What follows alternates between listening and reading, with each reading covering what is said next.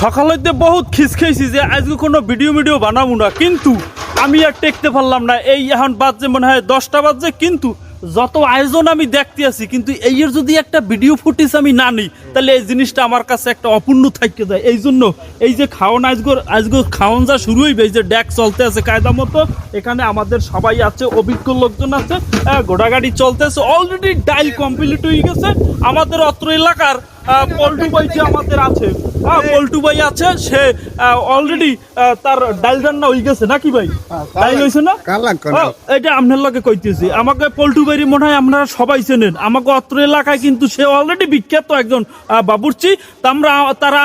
আমরা সবাই তাকে শ্রদ্ধা ভরে সবসময় স্মরণ করি, এবং যে কোনো আয়োজন হোক, পিকনিক হোক, পোলাপানদের বনভোজন হোক, যে কোনো বিয়ের অনুষ্ঠান হোক, সে কিন্তু তাকে আমরা স্মরণ করি। তার রান্নার যে আধুনিকতা, তার রান্নার যে একটা বৈশিষ্ট্য, এটা আমাদের পুরো পাথর কাটায় তার সুনাম ছড়াই গেছে। এবং আপনাদেরও যদি কারো প্রয়োজন হয়, এই পল্টু ভাইয়ের সাথে যোগাযোগ করবেন, তার রান্না একদিন খাই দেখবেন যে কি হইয়ে যায় কামটা। যাই হোক, এখানে আমাদের সবাই আছে। বিষয়টা একটু ডাইলটাও রান্না হয়ে গেছে, চমৎকার। এটা কালারটা সেই হয়েছে, চমৎকার একটা কালার হয়েছে, অনেক সুন্দর একটা কালার হয়েছে। আমাদের এখানে সবাই আছি অলরেডি।